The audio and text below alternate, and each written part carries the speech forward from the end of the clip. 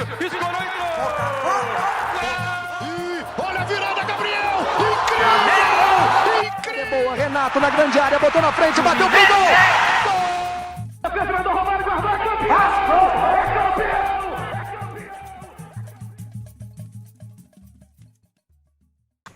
Boa noite! Estamos aqui com mais um Arquibancada Digital. Esse é o nosso 5º programa. Vamos falar aí das finais do Carioca, entre Flamengo e Fluminense, Fluminense e Flamengo. E vamos falar também dos outros grandes do Rio, Botafogo e Vasco. Boa noite, André Lomeu! Fala, galera! Bom dia, boa tarde, boa noite, boa madrugada aí a quem nos ouve pelas mídias digitais, para quem nos assiste pelo YouTube. Muitas novidades hoje do nosso fogão, hein? Finquei semana passada algumas contratações que o Botafogo estava quase certa, consegui acertar a maioria absoluta. Vamos falar de um patrocinador aí que está bem avançado com o Botafogo. Enfim, muitas novidades hoje do nosso fogão. Vamos lá, galera!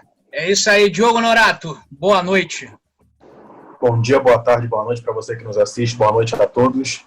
Os destaques do Vasco são a situação do Guarim, que pediu de 7 a 10 dias para voltar, para dar uma resposta se volta ou não, e as contratações que o Vasco está para anunciar ao longo da semana. É isso aí, um animado Vasco da Gama, um animado Botafogo. Os bastidores do Vasco não estão muito agitados ultimamente, não. É isso aí. Bernardo Stampa, boa noite. Como é que estão as coisas aí, tudo bem? Salve, salve. Cara, vamos falar desses dois Fla-Flus das finais, primeiro o Taça Rio, depois do Carioca. Uma semana estranha, o rubro-negro estava até desacostumado a ver o time jogar mal seguidamente, assim. Então vamos tentar destrinchar o que isso está acontecendo, muito em virtude, na minha opinião, por essa novela do Mister Jorge Jesus. Tem muita coisa para falar sobre isso. Vamos que vamos. É isso aí, gente. Boa noite a todos. Saudações tricolores. Parabenizar ao Clube das Laranjeiras por mais uma Taça Rio. Parabéns ao Odair Hellmann pelo choque tático dado ao Jorge Jesus. Parabéns, menção honrosa a Dodi, a Hudson, a Gilberto e a Egídio. Emocionado. Um nó tático dado assim, brilhante. Chamou o João de Deus pra mão. Tudo assim, ao vivo. Peitar mesmo, mostrar que não tem que chegar e ficar sacaneando o Clube das Laranjeiras, não. Parabéns a mais uma Taça Rio na nossa sala de troféus. Parabéns, Mário Bittencourt. Vamos começar então. Lomeu, notícias aí do Botafogo. Novas contratações, vamos dizer assim, Paulo Tuori mexendo aí seus pauzinhos, Honda cada vez mais adaptado. Queria saber aí o que você está achando aí dessa movimentação aí do Botafogo. Vamos lá, galera.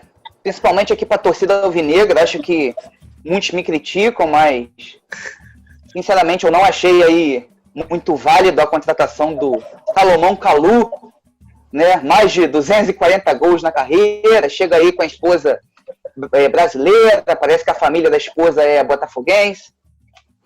Vamos lá. Bem ou mal, o efeito Kalou já gerou o Botafogo quase 3 mil novos sócios torcedores, tá?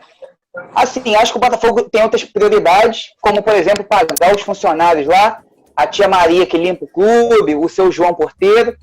Mas até uma declaração polêmica do nosso vice-presidente comercial semana passada foi que time fraco não vai continuar pagando o salário do nosso staff. Enfim, de verdade, opinião pessoal, nunca vi 2 jogos seguidos do Kalou, não sou muito fã do futebol europeu, mas que venha para agregar e tomara que o Botafogo consiga aí fazer um bom campeonato brasileiro, seja uma boa contratação. Tomara que ele venha para jogar e não para pensar em carnaval, enfim, outras coisas atrativas aí no nosso estado, no nosso país. Mas não só ele, né, André? Você tinha adiantado aí nos outros programas, se você não assistiu, assista. André Lomeu acertou também a contratação de Vitor Luiz. Sim, o Vitor Luiz assinou. O Vitor Luiz assinou hoje, ele está com problema pessoal aí, a avó dele está internada em estado gravíssimo, mas Vitor Luiz acertou hoje, e assim, as contratações todas que eu disse aqui, basicamente, semana passada, que até seria interessante o Botafogo ter sido eliminado pelo Fluminense, acho que as coisas andaram bem semana passada. O Botafogo firmou aí com o Vitor Luiz, com o Foster, o zagueiro que está vindo da Bulgária, campeão lá nacional, canhoto, disse que é um zagueiro muito tático, e o Kevin, que está todo mundo falando muito bem desse atleta aí, provavelmente vai ser o lateral direito titular do Botafogo Campeonato Brasileiro. Outra coisa, aproveitando para falar de lateral direita, é que reaproximação, até botei no Twitter lá, falando o meu, é o que aproxima aí Marcinho e Botafogo, hein? A verdade é que o Marcinho não deve ter tido proposta boa aí do futebol brasileiro, e provavelmente o Marcinho deverá renovar aí com o Botafogo até fevereiro de 2021, podendo prorrogar o contrato do Marcinho até dezembro de 2021. Provavelmente o Marcinho vai jogar aí o brasileiro pelo Botafogo, se não houver proposta melhor. Vamos lá.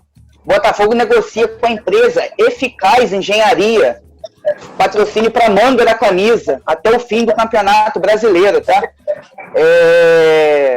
Enfim, vamos ver se a negociação avança. O Botafogo precisa de mais, e essa empresa promete ser uma parceira do Botafogo no acabamento final do CT em 2021. Vamos ver se isso concretiza.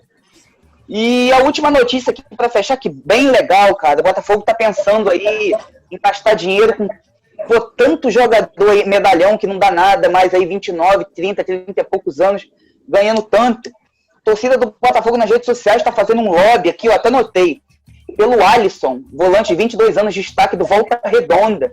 Ele já se mostrou botafoguense, fez um bom estadual.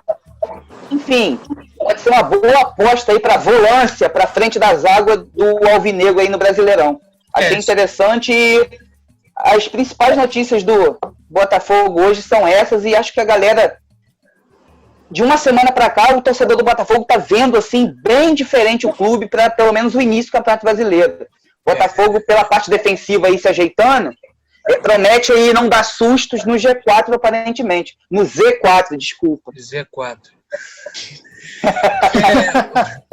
Mas assim, o que eu acho que o Botafogo acertou, e não sei se você, assim, o Botafogo já tem 2 bons goleiros, né? Um excelente, o outro também que é o ídolo das Laranjeiras, né? Ganhou quase, pegou tudo em 2012. Tenho muito respeito por ele. O que fizeram por ele foi uma grande sacanagem. As famosas demissões por WhatsApp, que até hoje causam consequências jurídicas ao clube, que o Mário quebra a cabeça para resolver. Enfim. Diogo, Vasco voltando aí a treinar, focado aí nas competições restantes. Germancano deu uma entrevista aí, se mostrando muito vascaíno, se mostrando muito presente. Queria saber de você aí a questão do Guarim, e se você acha que o Vasco conseguirá fazer aí um campeonato brasileiro à altura do seu clube. Bom, boa noite, João. Primeiro a questão do Guarim, tá? Ele voltou para a Colômbia já. Está uma novela ainda por causa daquele problema pessoal dele, da separação, a distância dos filhos. E ele pediu ao Vasco de 7 a 10 dias para que ele possa dar uma resposta se ele fica no Vasco ou se ele volta para a Colômbia. Então a expectativa é que ao longo dessa semana agora ele já dê essa resposta para o Vasco. Reza a lenda que o clima é de pessimismo em São Januário, mas, como eu falei no último programa, ele até fez uma live dia desses lá no estádio do Vasco. Simplesmente para sentir o calor da torcida, a emoção. Ele tem uma tatuagem do Vasco no braço, então assim, a identificação existe, ele gosta do clube, ele se encontrou no clube. A segunda possibilidade, caso ele não retorne ao Vasco, é se aposentar, não é nem jogar para outro clube. Então, assim, eu acho que ele está bem dividido, e apesar do clima de pessimismo, eu sinceramente torço e acredito que ele venha dar uma resposta positiva, porque eu acho que isso vai ser muito bom para ele e para o Vasco, porque ele hoje é um dos pilares do time, e é impossível de imaginar o time do Vasco hoje em campo sem a referência dele no meio campo. Dito isso, o Germancano, assim como ele também teve uma identificação muito rápida, ele que sempre passou por clubes menos expressivos, continentalmente falando, e agora no Vasco ele talvez tenha a maior vitrine da carreira dele, e vem aproveitando bem isso, e vem se identificando também com a torcida. A gente sabe que o Vasco é um time que hoje carece muito de ídolos, E quando vem um cara que, poxa, se identifica, fala meia dúzia de palavra bonita, entra em campo e decide, a gente já fica logo, caraca. E é o caso do Germancano, ele vem fazendo um bom campeonato, fez um bom campeonato carioca, 9 gols em 13 jogos, é uma média muito boa. E a expectativa é que para o brasileiro, cara, ele consiga manter essa média e ajude o Vasco, né, a fazer um bom campeonato. Que, repito, não acredito que o Vasco vá lutar por coisas grandes. Na minha cabeça, a luta do Vasco, a briga do Vasco é contra o rebaixamento, no máximo por uma Sul-Americana. Pensar mais do que isso, eu acho que é sonhar demais. Sul-Americana é uma parada que eu sempre falo. O cara que briga para não cair, ele briga automaticamente para ir para Sul-Americana. Porque a diferença ele briga só para não cair. Tem um time que briga só para não cair. A Sul-Americana é consequência. E tem aquele time que está relativamente folgado na tabela ali embaixo e pode aspirar a garantir a Sul-Americana. Eu acho que o Vasco é mais o primeiro caso. O caso que vai brigar para não cair e pode aspirar a Sul-Americana. Mas, sendo positivo, eu acredito que dá para ter uma tranquilidade, faltando o quê? 6, 7 rodadas, estar livre do rebaixamento e já começar a se planejar para o ano que vem. Entendi. Falando em planejamento, o Vasco deve anunciar essa semana 2 reforços que estão muito bem encaminhados. Meu Deus. Que são o zagueiro Marcelo Alves e o atacante, pasmem, Igor Catatal. Tá? Do Madureira, não é? Não são do Madureira? Os dois são do Madureira. O Marcelo Alves, eu sinceramente não tenho nem o que falar, porque nem tenho recordação da partida dele contra o Vasco. Não sei dizer se ele foi bem, se ele foi mal. O jogo foi extremamente sem graça e, enfim, o Vasco também não atacou tanto, então não posso nem dar um diagnóstico aqui, uma opinião sobre o Marcelo. O Igor Catatal apareceu um pouco mais no jogo, ele é um atacante grandalhão, trombador, mas ele me passa a impressão pelo perfil que ele é um jogador de time pequeno. Eu posso estar enganado, eu espero que eu esteja, mas é aquele perfilzão de atacante grandalhão, forte, que vai trombando com os zagueiros, que a bola está na área, o cara arruma uma bola e garante a vitória ali do time dele, uma coisa bem estilo time pequeno de campeonato carioca. Acho que pela função dele, não vejo ele se encaixando muito no esquema do Vasco. Ainda mais que a gente tem o Germancano, eu acredito que o Vasco deveria contratar um cara com o mínimo de faro de gol para substituir ele. Não precisa ser, obviamente, um outro Germancano, acho que ele foi um achado. Mas apostar em alguém que tenha mais ou menos um perfil parecido, porque é um cara trombador, grandalhão, pesado. Ele me parece mais um Ribamar, vamos dizer assim. E convenhamos que de Ribamar, apesar da música maravilhosa, que todo mundo vai aqui negócio, sabemos que é um péssimo jogador. Essa música é maravilhosa. Mais um Ribamar. Mas assim, botar mais um Ribamar. Às vezes eu torço pro Vasco fazer gol, pro Ribamar fazer gol, só pra escutar a música. Cantarem a musiquinha. Mas assim, ele parece mais ou menos aquele estilo ali, trombador. Não vejo ele como uma grande aposta. Não imagino que vá render muito, sinceramente.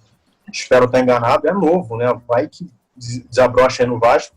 A mesma coisa o zagueiro Marcelo, mas também não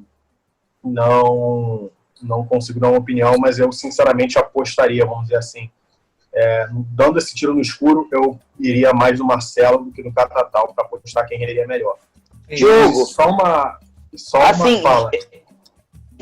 Pode terminar. Não, ia mudar de assunto, ia falar outra coisa, pode falar. Não, de verdade, que só um parêntese aí no que você disse, de verdade, cara, assim, time que sofre com penhora, como Botafogo, Vasco e Fluminense, time que não tem dinheiro, como os nossos, tirando o Flamengo, assim, o Fluminense é até um ponto fora da curva, que o Fluminense revela bem.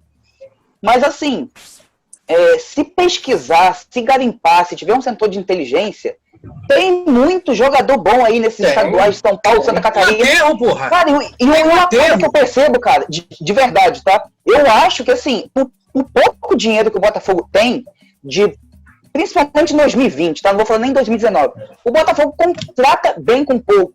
Mas, assim, é impressionante, cara, o talento do Vasco em gastar mal e gastar com um jogador ruim. Tipo, isso parece que entra ano e sai ano. Os caras, assim, uma rede de burro que continua, cara. O clube é refém de empresário, cara. Cara, exatamente. O senhor Carlos Leite, empresário que manda no Vasco, o verdadeiro presidente do Vasco não é o Alexandre Campelo. O verdadeiro presidente do Vasco é o Carlos Leite, há muito tempo. Quem ele quer, ele bota lá. Entendeu? Para fazer justiça, eu vou até dizer que eu realmente não sei se esses jogadores são dele, não tenho essa informação aqui de cabeça, mas não me surpreenderia, porque qualquer jogador que o Carlos Leite precisa botar para crescer, aquele cara que está embaixo, aquele cara que precisa crescer, ele bota no Vasco. Entendeu? O cara que é bom, ele manda para outro clube. E aí o que acontece? Esse cara joga 5, 6 jogos, aparece ali, sai de alguma forma mirabolante, bota o Vasco na justiça, penhora a renda de 10, 15 jogos, e é isso que acontece, é um efeito dominó que acontece todo ano. Então, assim, cara, o Vasco gasta mal, o Vasco não aproveita tão bem a base, porque o Vasco teve um time finalista da Copinha há pouco tempo. O Vasco hoje de zagueiro tem o Leandro Castan, o Vasco de zagueiro tem o Ricardo Graça, o Vasco tem o Breno praticamente recuperado, e o Vasco tem o Miranda, que é um zagueiro que jogou na Copinha, que as poucas vezes que entrou no time profissional foi muito bem. E existe um quinto zagueiro também na base que fazia dupla com o Miranda, que eu me esqueci o nome dele agora, mas ele jogou, se não me engano, só contra o Flamengo esse ano e entrou muito bem no jogo também. Quer dizer, o Vasco hoje tem 5 zagueiros, 3 consolidados, 2 com bom potencial, e me contrata um 6º, mas assim, sem necessidade. Exatamente. Entendeu? Para contratar um cara do Madureira para ser, sei lá, 4º reserva, sobe mais um garoto da base. Mas, enfim, são gênios com J do nosso futebol brasileiro. E agora, só mais uma informação, uma curiosidade, é que o Vasco estreia no Campeonato Brasileiro contra o Palmeiras, lá em São Paulo. Exatamente. Mas, para os supersticiosos que nos assistem, digo, em 2017, no ano que o Vasco foi para a Libertadores, o Vasco estreou tomando de 4-0 do Palmeiras no Allianz Parque, mas terminou classificado para a Libertadores. Então, há esperança. Isso aí. Eu gosto de ver essa esperança tatuada no seu rosto. Daqui a pouco você vai ficar triste de novo. Não, Enfim. Começou o campeonato, primeira rodada, e a metralhadora de críticas. Ó, não sobra para um. Senhores, agora vamos comentar sobre a final aí da Taça Rio. E hoje é segunda-feira, dia 13 de julho, já realizado o primeiro jogo das finais. Falarei por mim. Posteriormente, o meu colega que comenta sobre a filial irá comentar.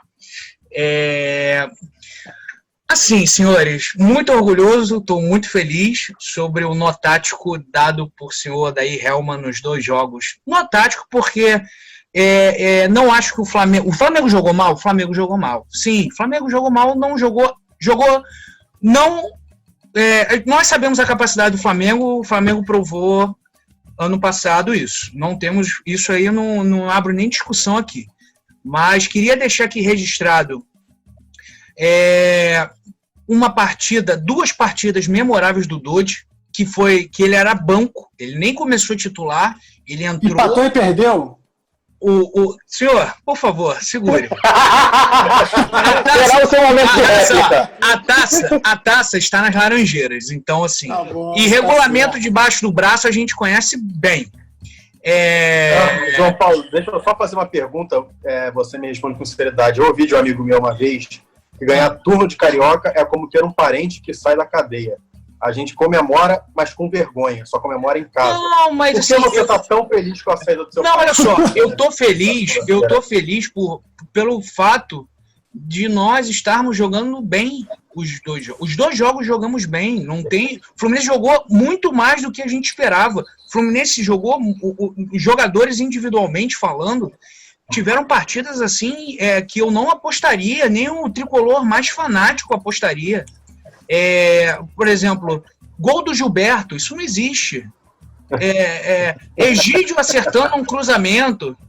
O gol agora do Evanilson, o Egídio, além do erro crasso com o Gabigol, um jogador profissional não pode chegar no Gabigol do jeito que ele entrou.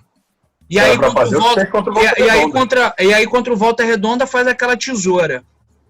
Enfim, acho que o Fluminense... O Odair, principalmente, tirando o Carioca para o Brasileiro e para a Copa do Brasil, que a gente tem esse jogo contra o Figueirense, que é muito importante, está encontrando um denominador comum. Ele está hoje mais lúcido com o que ele vai jogar, com o material humano que ele tem. Vamos dizer assim que a ausência do Fred nos auxiliou bastante a conseguir esses 2 resultados. O resultado do Flamengo foi negativo, mas com o time jogando bem. Então, assim, eu saio com um saldo positivo, porque a obrigação do Flamengo, para mim, é ganhar, cara. Ganhar qualquer um dos nossos, de qualquer carioca, bem. Mas a filial treme, a base treme. Quando joga contra a gente, treme. E não adianta, isso é história. Agora, o Odair, ele precisa... essa questão de não vencer pós-pandemia é uma parada que está incomodando ele. O clube está com poucos gols, ou seja, fez um agora com uma boa jogada. Mas vamos ver. Eu tenho uma esperança que esse primeiro jogo para mim era crucial, porque se o Flamengo fizesse 3-0, 2-0, enfim, acho que o Fluminense não teria perna para segurar. E o resultado de 2-1 eu acho que é completamente reversível. O Flamengo não vai jogar com o Gabigol, provavelmente não vai jogar com o Bruno Henrique. Rafinha está machucado, pelo que eu li. E o Fluminense vai jogar completo com a formação que ele jogou nos 2 últimos jogos. O Odair está mordido, os jogadores do Fluminense estão mordidos.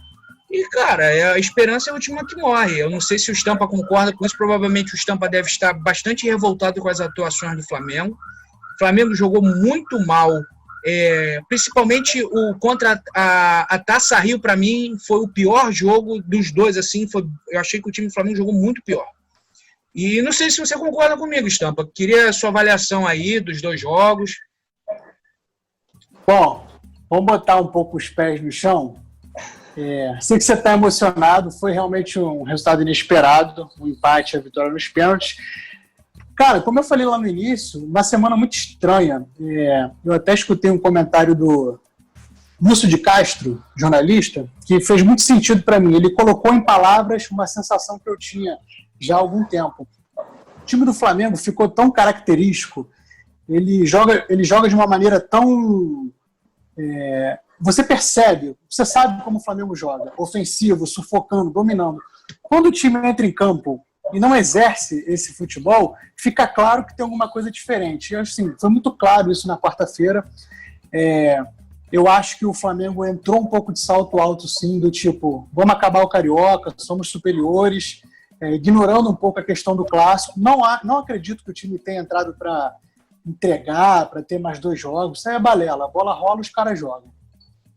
Mas faltou aquela concentração. E para mim seria uma experiência ver esse segundo jogo para saber o que foi isso, foi um dia atípico, isso acontece no futebol, mas o futebol praticado no segundo jogo me leva a crer que essa novela do Jesus está influenciando sim, porque o time perdeu completamente aquela mobilização, porque para jogar do jeito que o Flamengo jogava, a maneira sufocante, intensa, exige mobilização, movimentação defensiva, ofensiva. Não teve nada disso.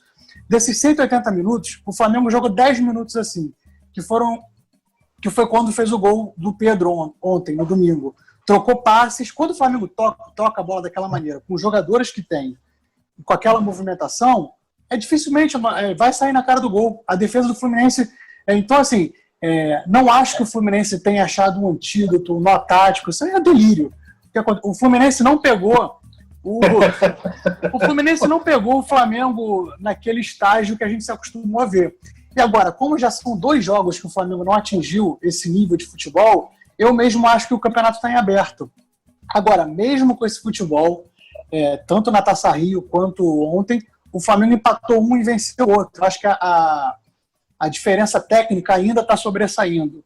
Principalmente no primeiro jogo, onde acho que o Flamengo jogou pior ainda, e no final estava ali quase virando, o Hudson tirou uma bola em cima da linha. Então, o outro fato que eu queria falar era essa expulsão do Gabigol. Não acho que é roubo, não acho que é garfar, não. Eu acho que o que aconteceu ontem é a síndrome do árbitro brasileiro, e na Ferg é pior ainda. O árbitro, em algum momento, ele precisa ter o protagonismo, ele tem que participar de um fato importante do jogo. Ali, claramente, o cara botou quem sairia seria o Rodrigo Caio. O quarto árbitro levantou a placa com o número do Gabigol. Entre o tempo que a placa subiu e o Gabigol chegou ali até ser expulso, foram 15, 20 segundos. É um tempo mais que... Então, assim, foi uma expulsão que, para mim, não estraga, mas atrapalha a final. E é sempre assim, o juiz quer aparecer, o árbitro precisa ter um ponto de protagonismo. Sobre o segundo jogo, Aí eu acho que o Fluminense jogou melhor. O Fluminense fez a sua melhor partida em muito tempo, uma consistência defensiva boa e saiu para atacar, diferente do primeiro jogo. O Fluminense não atacou muito. Ele teve algumas chances, fez o gol, ficou ali administrando, se defendendo. Nesse segundo jogo, eu acho que o Flamengo permitiu por esse mau futebol. O Flamengo não está dominando o meio campo, não está mordendo para pegar a bola. E o Fluminense teve chances, sim, de virar o jogo, de fazer mais gols. Mas esbarrou numa boa atuação do Diego Alves e na falta de pontaria dos atacantes. Não, e assim, para mim foram 15 minutos que definiram o jogo, que foi a pressão do Fluminense no segundo tempo e o contra-ataque, que foi aquela bola do Rafinha que o Gabigol ganhou na corrida e o gol do Michael, enfim. Foi um belo Gatorade lançado pelo Rafinha lá na ponta, 40 metros. Agora, para mim, eu acho que o fator Jorge Jesus estava me influenciando. Eu acho que se ele sair e o Flamengo perder esse Carioca, vai ser uma manchinha assim, na trajetória dele. Porque assim, o Flamengo, a superioridade técnica do Flamengo é nítida nos jogos. Mas referente à expulsão do Gabigol, eu até antes do programa li a súmula. A súmula está registrada que o Gabigol falou: quem vai sair sou eu, porra, e desculpa o palavrão. E foi. Isso está uma matéria. Mas isso não, João, isso olha só. Mas olha só. Por que o árbitro tinha que ter feito? Se ele achou que o Gabigol estava demorando, que nem era o caso. Ele falou, tá demorando? Peraí, mais 1 minuto. Porque essa foi a reclamação o que eu queria entender. Não, mas eu não estou discutindo isso. O que eu queria entender qual foi o critério utilizado pelo árbitro para dar um amarelo pro Gabigol naquele momento. Eu falei, protagonismo, ele quer aparecer. Mas assim, estragou o jogo, porque ficou ele aquela quer aparecer, zona... ele expulsou o craque do time, entendeu? Ele quer aparecer. Não, o Gabigol não jogou nada. O craque do time não foi o Gabigol, porra. Foi o Pedro. Não foi, mas ele é. Não, isso aí é um capítulo à parte. Olha só. A única instituição brasileira que funciona, ela não vê crédito, não vê cor, não vê crédito não, credo, religião. Ela tá em todo mundo, qualquer time, qualquer divisão. O ex jogou, ele crava. Agora, é bizarro, né, cara? A qualidade técnica do Pedro é uma coisa assim. E você vê que é o 9 mesmo que está em extinção no futebol brasileiro. Podemos dizer que o Pedro Raul aí do Botafogo poderia chegar assim, que ele fez alguns bons jogos, mas você vê que não tem mais um 9 fixo como os outros times tinham. Todo time do Campeonato Brasileiro tinha um 9 fixo. Olha, um ponto de vista interessante para você analisar esses jogos, eu sei que você, como tricolor, assistiu torcendo, tem um nervosismo. Depois que a adrenalina baixa, você vai pensar no jogo. Nos últimos meses, ou até no ano passado, quando o Flamengo engrenou, a gente assistiu um jogo, a gente que eu falo qualquer torcedor de outro time, enfim, jornalista, e as pessoas pensavam, como é que esse time vai fazer para neutralizar o futebol do Flamengo? Sim. Porque havia esse desequilíbrio, o Flamengo vai impor seu jogo, como é que outro time vai se virar para enfrentar esse adversário?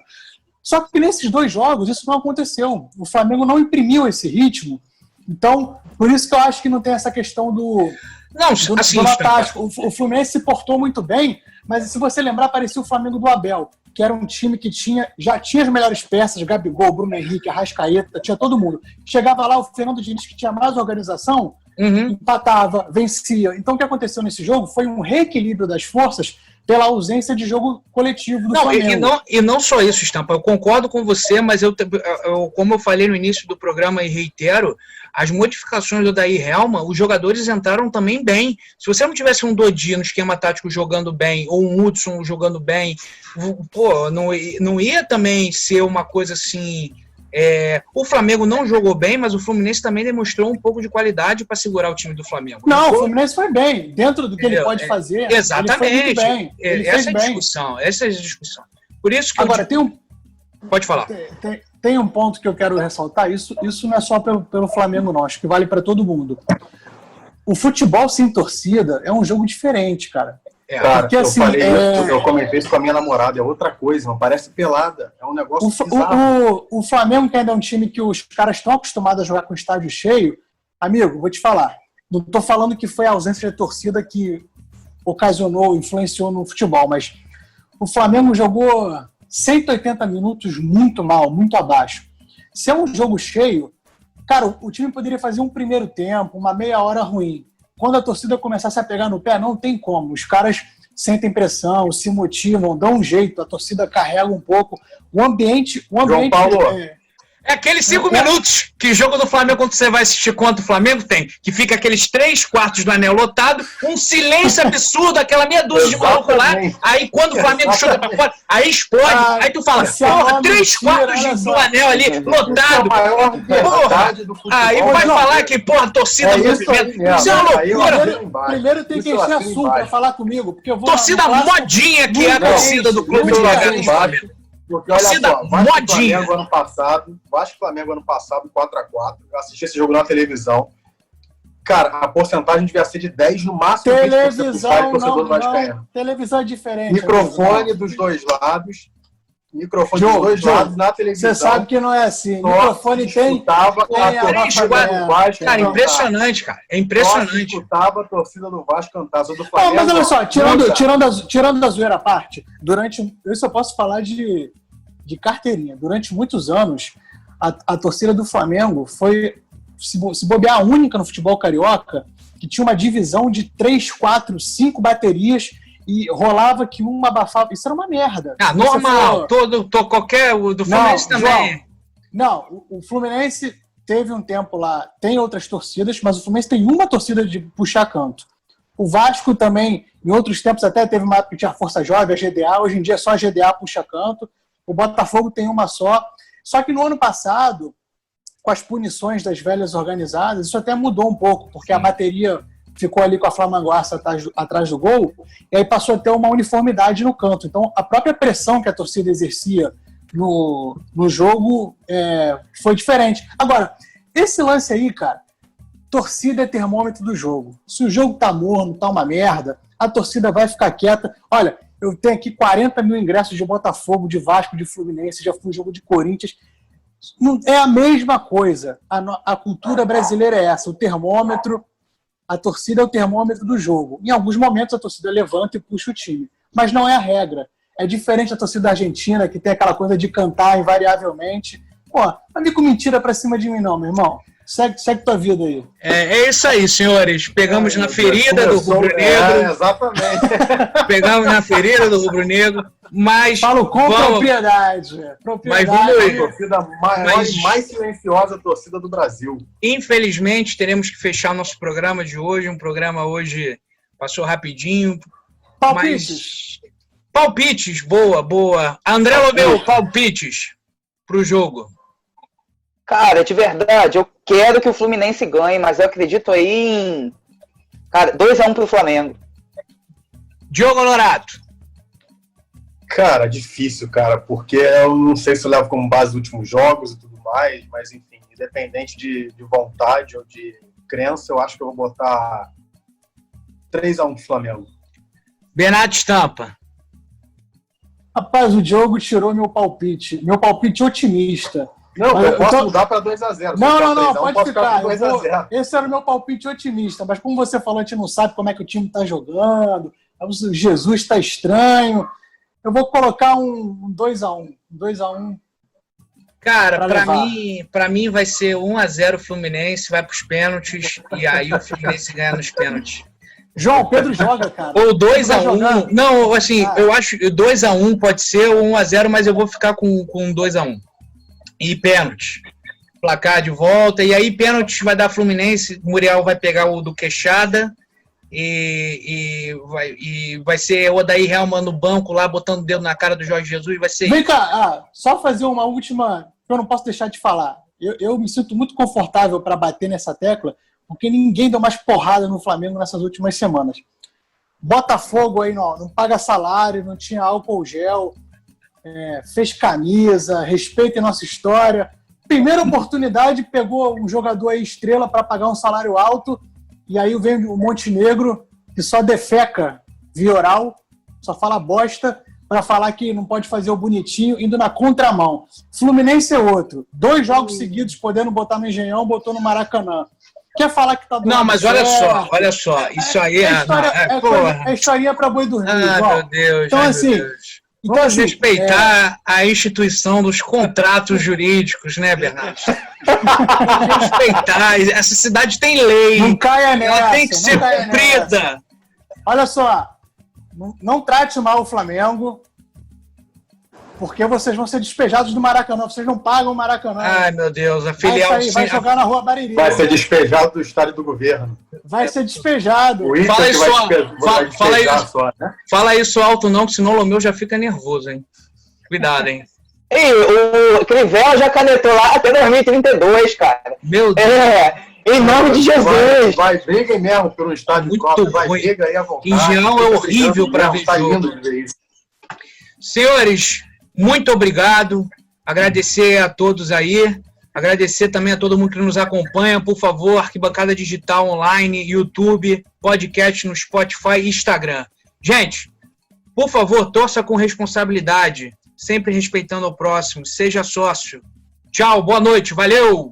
Valeu, Valeu, gente. abraço. Um abraço. Boa, te amo.